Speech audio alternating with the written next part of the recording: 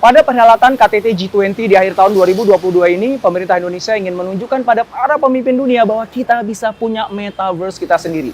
Maka Presiden Jokowi langsung memerintahkan kepada sebuah perusahaan lokal asli Indonesia yang kini sudah mengglobal di dunia untuk memimpin sebuah proyek fenomenal membangun metaverse Indonesia. Dan sekarang saya sudah berdiri di depan kantor Weir Group untuk ngobrol langsung dengan co-founder dan juga CIO dari Weir Group. Yuk, langsung aja.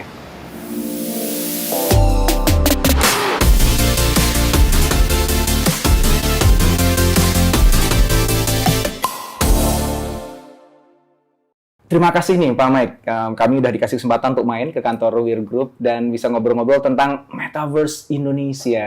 Yeah. Oke, Pak Mike, kalau bicara Metaverse, dalam definisinya Michael Woody, Metaverse itu apa?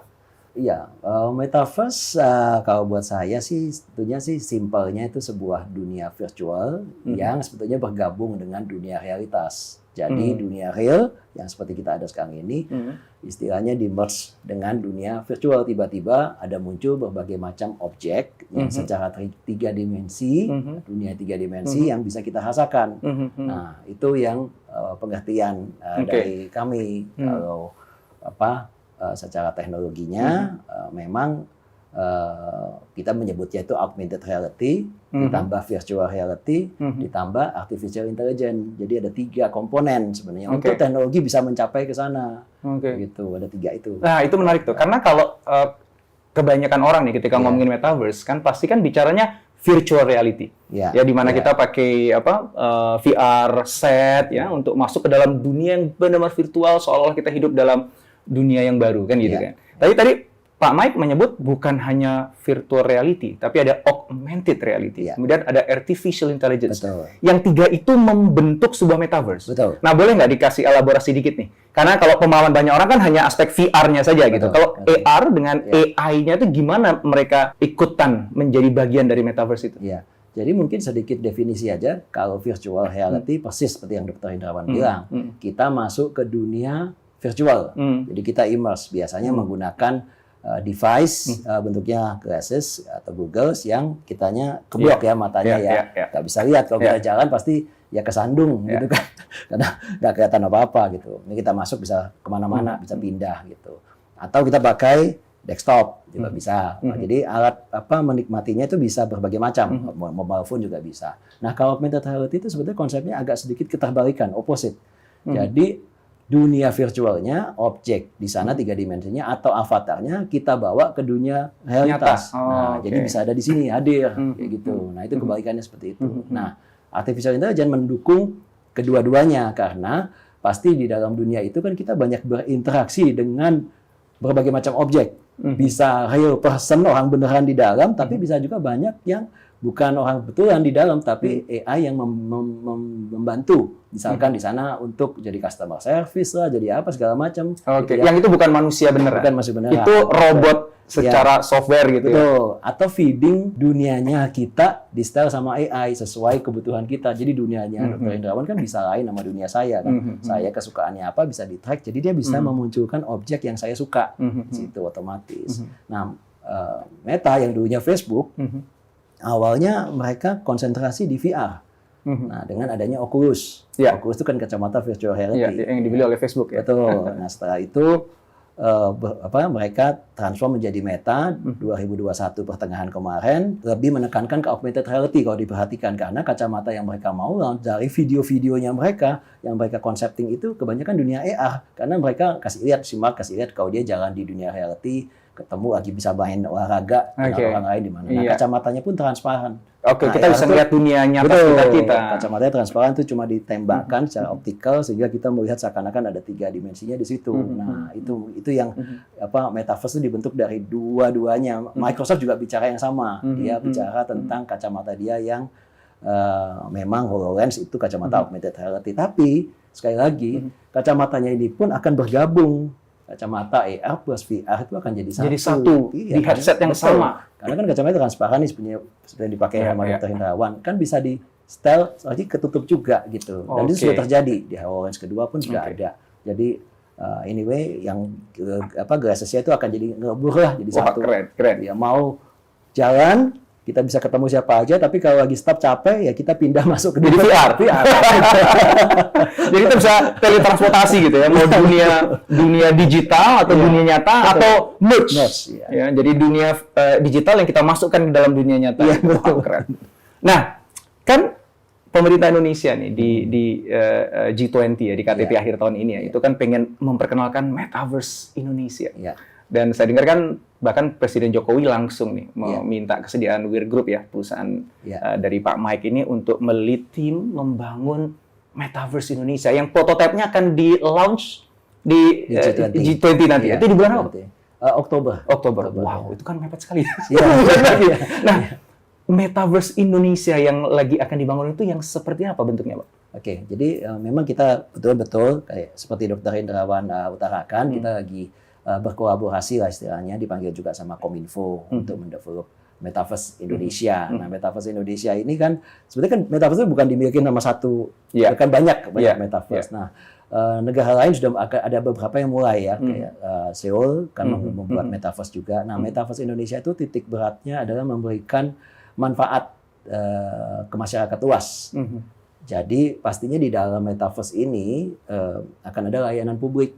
Gitu ya, orang bisa nanti kasih komplain misalkan untuk administrasi yang terjadi atau mendaftarkan dia punya SIM dan sebagainya. Oh ya? Iya, lebih jadi kelurahannya semuanya pindah digital. Betul. Jadi publik pertama pasti ada gitu. Lalu kedua buat sektor pariwisata karena ada prioritas juga kan di destinasinya kita sehingga masyarakat bukan hanya masyarakat Indonesia tapi mancanegara juga bisa merasakan dulu. Belum lagi ibu kota negara yang baru ya. Jadi bagaimana orang bisa melihat istana presiden yang baru di sana, mungkin bisa bertemu melihat Bapak Jokowi lagi bekerja di sana, bisa dinikmati dulu di dunia Metaverse. Nah, Metaverse ini memang di Indonesia fokusnya satu kalau memungkinkan, bahkan kita lagi planning bagaimana bisa memberikan lapangan pekerjaan gitu. Jadi orang bisa bekerja secara digital nomad, akhirnya kerja di dalam dunia Metaverse. Karena kalau kita tujuan dari pemerintah itu adalah yaitu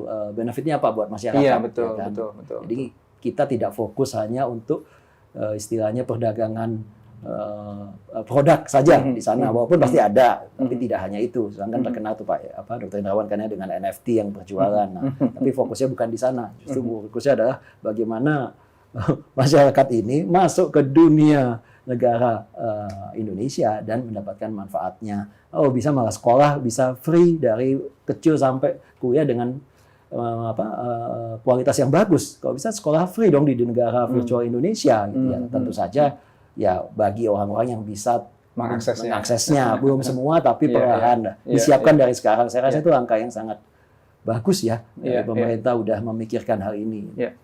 Artinya itu virtual reality world dong ya. Kan kalau tadi kan Pak Mike kan menyebutnya kan ada VR, ada AR, ada AI gitu ya. AI-nya udah mulai kebayang lah ya. Karena pasti kan tidak semua manusia beneran yang akan mengoperasikan Metaverse Indonesia, tapi akan ada AI juga nanti yang akan ngebantu 24 hours di sana kan ya. Tapi kalau dari penjelasan Pak Mike tadi berarti lebih banyak aspek ke VR-nya dibandingkan AR-nya. Dua-duanya akan bisa digunakan. Jadi nanti kita untuk orang bisa menikmati kalau lagi di rumah tentu saja VR gitu ya. Tapi kita mengarahkan dengan AR, tujuannya seperti AR kenapa? Supaya orang tidak di rumah kan bisa malah berkunjung ke lokasi. Jadi online to offline. Jadi konsep AR augmented reality itu sebenarnya online to offline. Orang tetap jalan, orang tetap datang ke Borobudur atau ke Labuan Bajo. Jadi setelah mengumpulkan poin di sini, ke sana menggunakan mobilenya, kalau belum kacamata ya, kalau kacamata udah ada ya lebih keren nantinya pastinya. Tapi kalau menggunakan mobilnya, dia bisa mendapatkan bonus-bonus lagi. Dia ada history, ada journey-nya. Jadi di lokasi pun kalau dia pergi, dia akan mendapatkan benefit lebih. Ya, kira seperti itu. Jadi konsepnya seperti itu. Jadi tidak hanya di rumah terus kan. Orang manusia gimana pun karena COVID ya banyak di rumah. Tapi ya tidak bisa lepas hubungan satu sama lain. Kegunaannya AR augmented reality itu tetap kita bisa ke restoran, kita ke mall, kita jalan kemana, ke tempat destinasinya. Jadi itu akan terlink semua. Artinya memang dua itu yang dimainkan ya. Betul. Virtual reality-nya ada. Jadi kalau saya mau pergi ke Danau Toba misalnya gitu dan saya belum punya kapabilitas atau kemampuan atau kesempatan untuk berangkat secara fisik, ya saya pakai VR-nya aja. Untuk bisa dapetin sensasi dari Danau Toba, walaupun dari rumah saya sendiri. Tapi ketika saya punya kesempatan untuk main ke sana, saya pun juga bisa menggunakan metaverse-nya Indonesia, tapi mode yang dipakai augmented reality, bukan virtual reality, di mana dengan entah itu tadi ya gadget handphone atau kacamata, nanti saya bisa dapat penjelasan yang lebih lengkap mungkin ya terkait dengan Danau Tobanya, historinya, bahkan ada lokasi-lokasi yang menarik gitu ya. Kalau saya dengar tadi bahkan ada sistem poin yang bisa dikumpulkan, itu berarti ada gamification di dalamnya ya. Betul. Jadi di VR-nya kalau user main, Dr. Indrawan misalkan bermain dulu, bahkan bisa mendapat betul-betul voucher untuk menginap penginapannya di yang sana. bisa dipakai di Danau Tobanya sehari.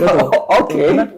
Jadi tujuannya gitu. Kita selalu harus ada online to offline-nya, nggak bisa dilepas tuh. Karena uangnya kan ada di situ ya. Maksudnya devisa itu kan yang dikhawatirkan malah justru turis asing nggak usah ke Indonesia, dia cuma pakai VR doang. Rasakan. Justru sebenarnya VR itu untuk mancing ya. Mancing supaya yang penting orang kenal dulu deh. Suka dulu, jatuh cinta dulu, penasaran, datang beneran. Apalagi di iming-iming ada poin-poin tadi dapat voucher dengan VR-nya ya. Dia kan pengen cash in voucher-nya dong. Gitu. Kalau kita memang dari belief adanya human interaction itu penting ya. Jadi kayaknya nggak bisa main terlepas begitu saja ya. Makanya kita beliefnya juga di sana. Orang ketemu sama orang nggak bisa dihidup full 100% di dunia virtual itu, kecuali ya betul-betul mungkin orangnya spesial ya. Tapi majority yang kalau kita diciptakan kan untuk bertemu. Saya sama Dr. Indrawan, kalau kita juga bisa Zoom harusnya kan, tapi atau yang lain, tapi pasti itu. Nah, augmented reality itu teknologi untuk ke sana. Nah, itu kita percaya banget dengan teknologi ini. Oke.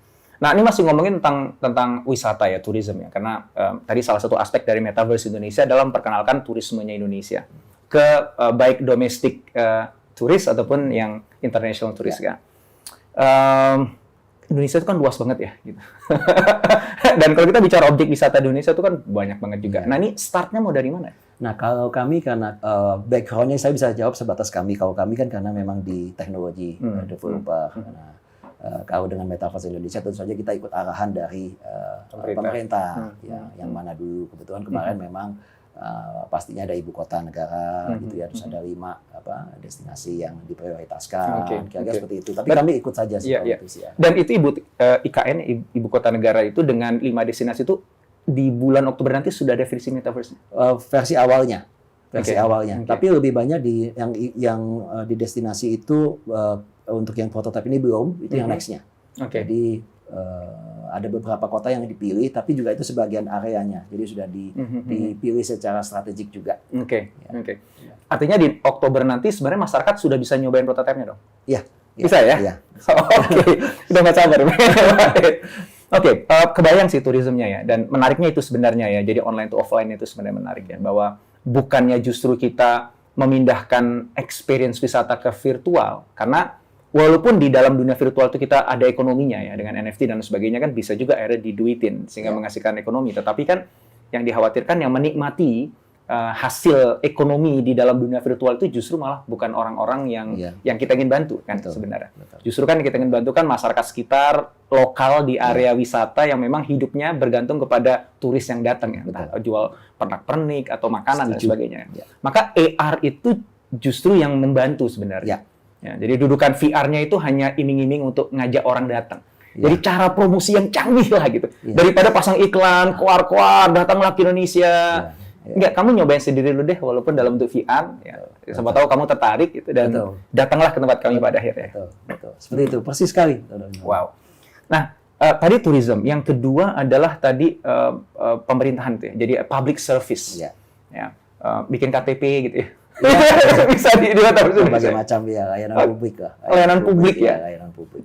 Bukan hanya layanan publik di IKN ya, di ibu kota negara ya, tapi anyone di Indonesia ini bisa dapetin layanan publik di Metaverse. Bisa ngajuin komplain juga, ya kan, kalau ada administrasi yang lebih lama. Jadi seperti itu. Jadi ini memang pemerintah inginnya men-speed up proses untuk masyarakat supaya mendapatkan kemudahan. Jadi targetnya seperti itu, dan itu luar biasa. Saya lihat sih, wow, dari pemerintah itu sudah sangat maksudnya dengan digitalize ini sekarang lebih ke di metaverse kan gitu kan. Karena pasti pengalamannya kan beda ya. Tiga dimensi imersif kan orang-orang apalagi beda banget ya. Itu saya sih maksudnya melihat wah, ini inisiasi yang luar biasa gitu. Jadi kita juga ikut semangat gitu ya. Nah kan kalau ngomongin pelayanan publik Indonesia nih kan, keluhannya kan seringkali kan banyak banget ya. Lambat banget gitu kan, nggak jelas, dioper-oper, kalau bisa dibuat lama kan harus cepat gitu. Itu kan itu stigma yang muncul ke pelayanan pemerintah gitu. Nah kalau itu mau di metaverse kan, apakah tetap yang mengoperasikan itu manusia tapi versi virtualnya, atau dia AI? Combine pasti. Sekarang sih belum bisa fully AI, tapi AI akan membantu mempercepat pengambilan keputusan, memverifikasi, ya kan, memberikan analisa, kayak gitu-gitu ya. Jadi pasti AI-nya akan terus berkembang, cuma pasti masih mix ya. Soalnya kalau tetap manusia yang avatarnya jadi di sana, tetap aja gitu. Karena kan avatar tidak lebih cerdas dibandingkan manusia yang mengoperasikannya. Iya, Dan kalau mental birokrasi, tetap aja avatarnya birokratif juga gitu ya. Sebenarnya AI itu kan akan maksimal, kalau menurut saya nih Pak ya, Pak Dokter ya. Jadi ya akan maksimal bila mana dia bisa menggantikan pekerjaan yang rutin. Iya. Rutin, repetitif, manual ya. Atau yang bahaya lah ya, udah gantiin dadah mendingan pakai AI kirim robot gitu kan. Iya. Wow. Oke. So in the future, masa depan nanti akan fully AI. Tergantung di beberapa sektor ya pastinya, di beberapa kerjaan tertentu. Saya sih nggak melihatnya tidak di bagian yang membutuhkan kreativitas atau adanya empati. Jadi ini ada kaitannya sebenarnya dengan yang Pak Jokowi mencanangkan bahwa eselon 3 dan 4 itu nanti akan digantikan dengan robot ya. Jadi kayak bagian dari skenario besar itu kayaknya gitu kan. Pokoknya asal mempercepat speed up proses dan yang rutin gitu, saya rasa sih AI akan maksimal lah di situ.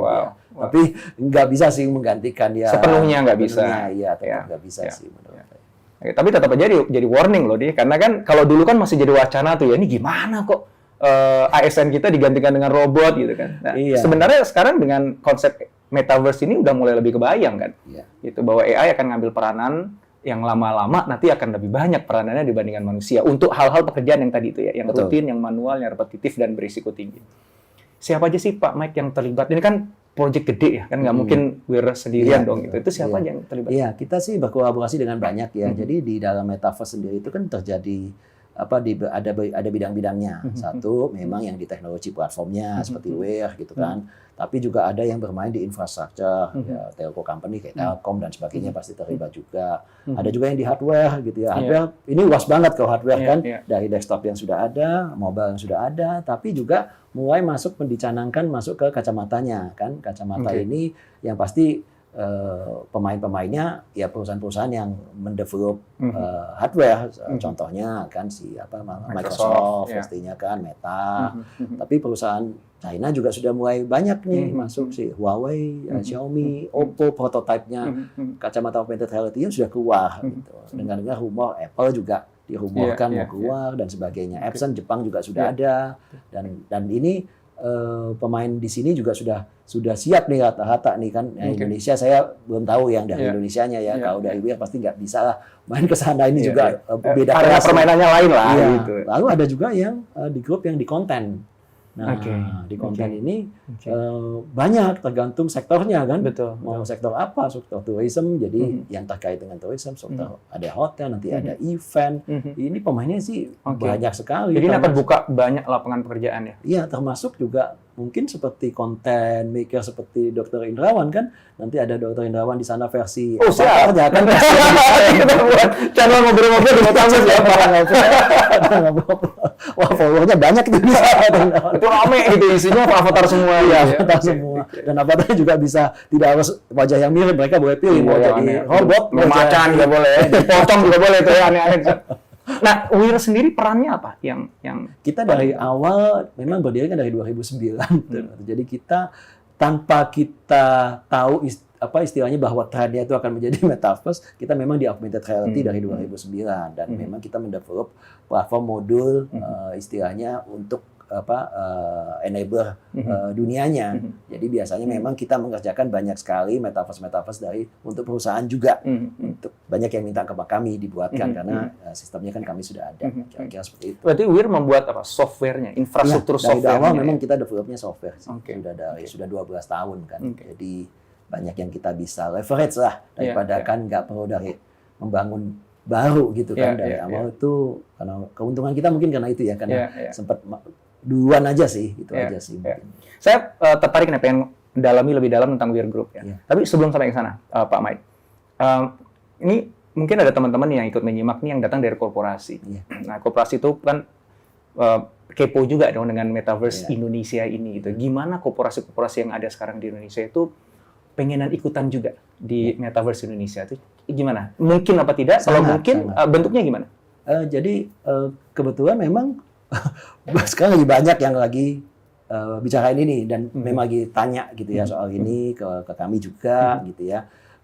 Jadi istilahnya bisa gitu ya, karena metaverse kan kembali sebenarnya bisa semua orang juga bisa buat kan, bisa di mana aja. Tapi antara metaverse satu dengan metaverse yang ini apakah bisa di-link kan sekarang sistemnya. Nah, itu sangat memungkinkan. Jadi tergantung dari memang platform yang dibuat. Jadi kalau kebetulan yang bicara sama kami ya kita buatkan metaverse mereka yang pasti bisa masuk ke dalam link ke metaverse Indonesia. Iya betul. Jadi sistemnya pasti lebih kita bikin istilahnya gampangnya kompatibel lah gitu kan. Bisa Anda bisa plug and play lah. Gitu. Kira-kira seperti itu. Jadi mereka buat metaverse sendiri ya, bukannya buat apa ya sebutannya dunianya on top of platform metaverse Indonesia. Beda-beda. Jadi ada yang buat dua-duanya, tapi rata-rata dua-duanya atau ada yang hanya ikut di kami di metaverse Indonesia. Ya, ada di metaverse Indonesia. Jadi ya udah kan udah ada lahannya dibuat ya, tinggal bangun aja di atas itu boleh gitu, bisa ya? Bisa sangat bisa. Justru lebih banyak sebenarnya ya memang yang akhirnya yang jumlahnya lebih banyak yang kalau ini memang yang khusus biasanya kan memang mereka mungkin sudah punya apa ya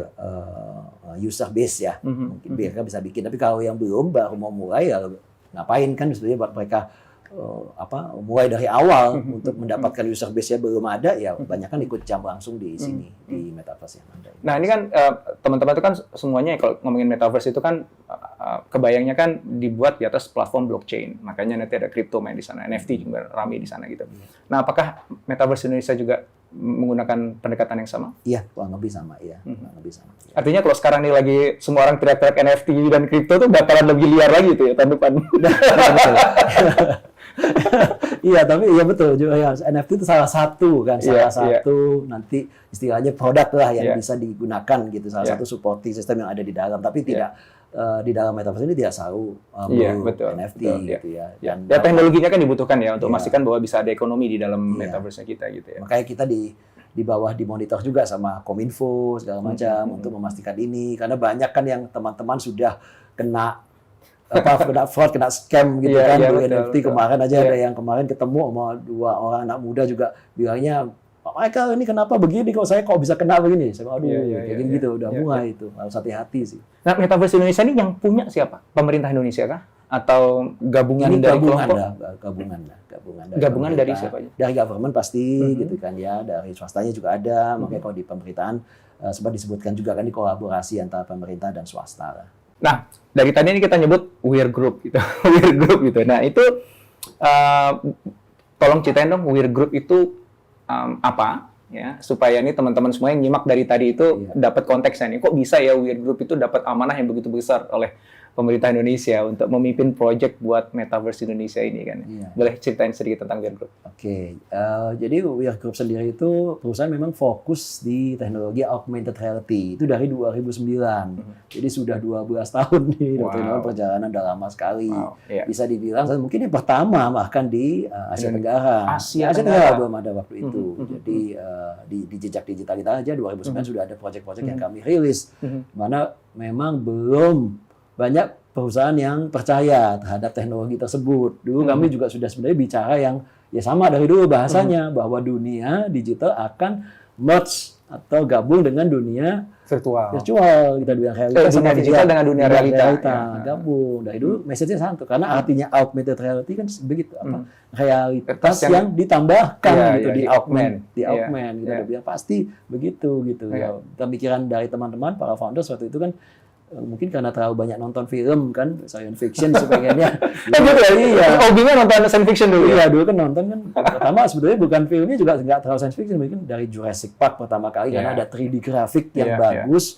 Di situ orang bisa lihat dinosaur, tapi kan di film kan. Kita kan semua berkaya bagaimana kalau dalam kehidupan sebenarnya kita bisa lihat beneran binatang-binatang seperti ini atau objek yang di depan mata kan ngayalnya begitu kan. Kok bisa muncul gitu kan, padahal ya itu film diedit, ditempel lah dan sebagainya, tapi dia seperti itu. Nah, lalu memilih augmented reality. Kita tidak memilih VR waktu itu karena VR waktu kami lihat VR itu sudah apa istilahnya ya 2009 itu udah lebih matang malah kalau menurut kami karena VR itu udah lama gitu kan sudah established duluan dan ya mungkin pencapaian kesananya nggak terlalu challenging lah gitu. Udah ada lah di Asia Tenggara juga sudah ada waktu itu. Indonesia aja yang nggak ketinggalan memang waktu itu. Tapi jadi kenapa kita pilih jalur AR? Kedua, pilihan satu memang alasannya supaya kita mau duluan pioneer. Kedua, yaitu kita lebih believe bahwa manusia itu kan tidak bisa agak susah ya. Mungkin nggak sebagian mayoritas pasti mau berhubungan satu dengan yang lain. Jadi nggak bisa tuh masuk dalam dunia virtual secara sepenuhnya. Ya gitu, sepenuhnya. Bukan saya bilang nggak banyak yang ini anak-anak muda sekarang main game juga bisa berjam-jam tidak keluar. Tapi dengan adanya AR, menurut saya lebih humanize ya. Lebih humanize ya. Kalau kita bisa bawa gamenya keluar, ya mending jadi anaknya bisa ikut keluar kan. Mau nggak tahu kan. Seperti Pokemon Go dulu ya. Betul. Itu gara-gara game Pokemon Go anak-anak kita akhirnya keluar dari rumah lari-lari gitu. Jarang-jarang ada game yang membuat mereka mau exercise fisik ya. Iya, betul. Coba bayangkan kalau main gamenya misalkan saya nggak tahu itu apa yang tiga dimensi tapi ya sekali-sekali keluar dong gitu pakai kacamata AR. Tapi masih main kan mendingan masih bisa keluar ketemu orang tuanya mungkin gitu ya. Jadi diajak jalan-jalan juga masih mau. Oh saya bisa nih sambil jalan atau mungkin toko virtualnya ngikutin dia. Jadi ya kayak begitu. Jadi itu yang kita inginkan dari awal 2009 itu seperti itu sih. WIR itu kan di berapa kota di dunia cabangnya? Yang pasti bukan di Jakarta aja kan? Kita sih mungkin bilangnya lebih representatif lah. Perwakilan aja gitu. Perwakilan karena ada yang mewakilkan kita di sana. Kita ada di Singapura, ada di Spain, di Malta, ya, terus di US ya juga ada. Gitu. Nah, saya dengar tuh WIR Group tuh sudah sering ikut event atau pameran di berbagai event mancanegara gitu. Ya, dan pernah dengar cerita menarik juga dari Pak Mike gitu ya bahwa orang-orang tuh nggak percaya kalau WIR Group itu perusahaan di Indonesia. Boleh cerita nggak? Iya, itu sering banget saya ngalamin misalkan ada satu project ya bukan di event kadang-kadang project gitu ya di brand besar dari luar kita dipanggil ketemu di luar itu sorry sebelum saya kliennya siapa aja yang kita kenal mungkin Disney dari luar. Wow, Disney, Marvel juga jadi klien. Wow, gitu banyak. Jadi bisa kayak Cartoon Network juga kami pernah dipanggil. Waktu itu sempat biasanya kadang-kadang kan di pitch lah ya, pitching lah. Jadi 5 perusahaan dipanggil, ada perusahaan US, ada Jepang, Jerman, waktu saya ingat ada Prancis. Asia Tenggara cuma WIR aja. Indonesia dipanggil satu waktu itu 2010. Dan menang ya di beberapa tender itu. Iya, beberapa kita menang, beberapa juga ada yang nggak menang. Tapi beberapa kita menang ya sampai nervous kita karena dites kan platform kami ini dites. Jadi lancar nggak gitu, berapa detik nggak, kayak gitu-gitu waktu itu sampai dites. Nah, waktu kita berhasil ya itu kadang-kadang muncul statement oh ya kamu ini ya kalian adalah cabang yang di Silicon Valley kan yang di US gitu padahal kita kebalik representatif kita ada di sana. Oh jadi mereka pikir WIR Group itu perusahaan Silicon Valley yang punya cabang di Indonesia. Betul. Dan kita bilang kan ada di US gitu. Bukan, kita perusahaan Indonesia. Oh enggak maksudnya kalian adalah selalu ditekanan lagi.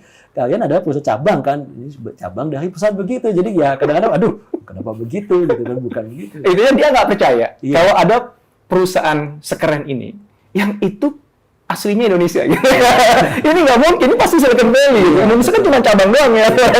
Ya itu beberapa kali ngalamin seperti itu. Sakit hati ya. Kalau saya dengerin aja sakit hati.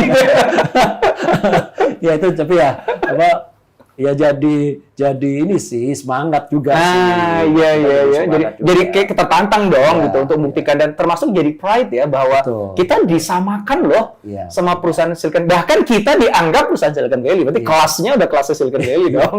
Itu anak-anak di tim memang saya lihat sih anak-anak Indonesia itu kreatif ya. Jadi memang pasti kan di setiap negara saya lihat culture ada kelebihan ada kekurangan. Ya kita juga kami mengetahui kita pasti ada limitasinya juga. Tapi kan kita juga punya kelebihan sebagai orang Indonesia kan. Jadi ya selalu itu aja tinggal harus kolaborasi juga. Saya bukan bilang harus kolaborasi juga karena mereka itu ada tiap negara pasti ada jagonya. Jadi kita harus melihat itu ya udah sama-sama bisa di mana tapi Indonesianya jangan sampai nggak bisa menang juga dalam hal tertentu. Saya sih pasti nggak bilang semua kita mesti ini. Pasti tentu saja. Tapi seru sih. Nah dengan 12 tahun WIR sudah berdiri dan sekarang dapat amanah besar oleh pemerintah Indonesia bangun Metaverse Indonesia. apa visi besar dari Weir Group ke depan? Kalau kita bicara 10-20 tahun ke depan. Ya, kita sih ingin sebetulnya panutan kita kan tentu saja ada perusahaan yang besar juga di luar, dan kita itu ingin menjadi seperti perusahaan giant tech company yang dari Indonesia sebenarnya. Pengennya bisa masuklah ke dalam jajaran perusahaan-perusahaan besar ini dari dulu. Punya impian ke sana gitu ya. Teman-teman di sini walaupun semangat ada ya, tapi kita sambil melihat realita yang ada, kadang-kadang juga cukup surprise juga apa yang kita sebetulnya juga dibilang pertumbuhannya itu cukup organik kalau dibilang malah dari Weir sendiri gitu ya. Jadi kita bukan perusahaan yang langsung lompat tempat tinggi juga enggak, karena lebih bootstrap ya bisa dibilang ya. Jadi bootstrap dari awal. Jadi itu yang kita pertahankan. Konsistensi itu menjadi kata kunci buat kita gitu ya. Tapi dengan punya impian yang besar, cuma ya ada beberapa hal yang kita harus jaga fundamentalnya. Nah, kami memilih jalur yang masuk memang ke fundamental dari awal. Dari awal. Jadi bukan ngejar semata-mata growth yang eksponensial aja. Enggak. Kita enggak ada hitungan ke sana. Apa alasannya? Nah, ini cukup unik sih sebenarnya juga. Karena kebetulan saya sendiri background-nya kan di IT ya dulu juga. Jadinya kami belajar juga tentang keadaan market yang ada. Semua ada plus minus lah kita lihat ya, plus minus lah. Ada beberapa teman kan yang jauh lebih cepat bacaan. Mungkin kami kurang berani gitu ya di sana gitu ya. Kami perlu belajar banyak gitu. Kurang berani gimana? Orang ngadunya sama Silicon Valley. Belajar masuk ke sana. Ini merendah aja deh. Enggak sih. Mungkin Pak Indrawan juga justru bisa memberikan advice kepada kami, tapi kira-kira seperti itu. Jadi kita lebih prudent aja lah, lebih menjaga karena kita tuh punya keinginan kalau boleh, kalau bisa dan ridhoi gitu ya, sampai yang di atas ya pengen jadi legacy buat di Indonesia. Paling nggak itu. Mungkin tidak sebesar yang akhirnya tercapai yang kita bayangkan, tapi at least inginnya perusahaan ini bisa long term ya, belajar dengan inilah perusahaan-perusahaan di Indonesia yang sudah long term juga kan banyak yang ini. Kita lebih ingin mengikut jalur ke sana, long term, memberikan legacy yang baik, walaupun mungkin foundersnya sudah pada tidak ada, itu dari dulu dari awal kita sudah bilang karena ini harus dikelola secara profesional dengan anak-anak Indonesia yang profesional, bukan kita aja enggak, ini kan mau terus gitu. Kita pengen ngikutin jejak banyak perusahaan Indonesia kan yang berhasil, udah bagus-bagus kan yang udah puluhan tahun ini. Nah itu yang menjadi role model kita situ. Dan ingin tetap terus jadi perusahaan Indonesia ya, karena kan banyak perusahaan startup sekarang yang udah bukan lagi milik orang Indonesia gitu. Jadi Weir Group punya semangat itu ya, tetap ada kita ada semangat di situ, tapi kolaborasi tetap ada. Itu nggak mungkin nggak lo zaman sekarang. Iya. Dan mudah-mudahan Metaverse Indonesia menjadi salah satu legasinya Weir Group. Iya. Menanamkan fondasi yang kuat dulu di Indonesia itu, karena jangan-jangan lebih mudah kita membenahi bangsa ini di Metaverse dibandingkan di dunia nyatanya. Siapa tahu ya, kita nggak tahu lah.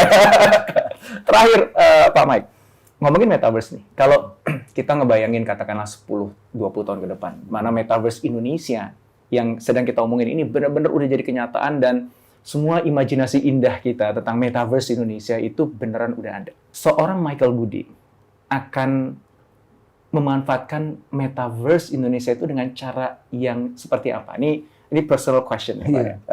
Konteksnya nggak harus tentang pekerjaan, bisa juga tentang kehidupan pribadi. Itu kita penasaran aja. Bagi salah satu founding fathers-nya Metaverse Indonesia nantinya,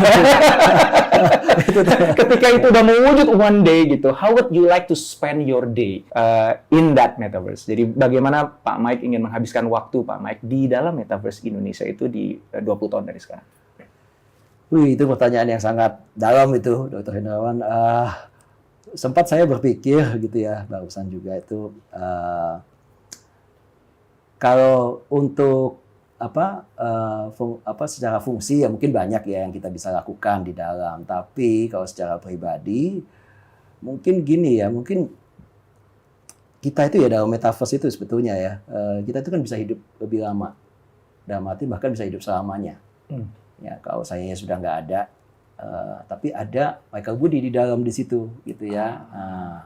Mungkin saya nggak usah ngomong, saya ada Dr. Indrawan di dalam di situ. Nah, cucunya saya mungkin masih bisa ketemu saya dan biasanya bisa belajar. Oh sebetulnya kakek dari kakek saya itu seperti ini gitu ya. Dan karena orang bisa hidup jadi bisa lebih ya tanda kutip bisa sama aja, bisa lebih, karena apalagi dengan ada artificial intelligence.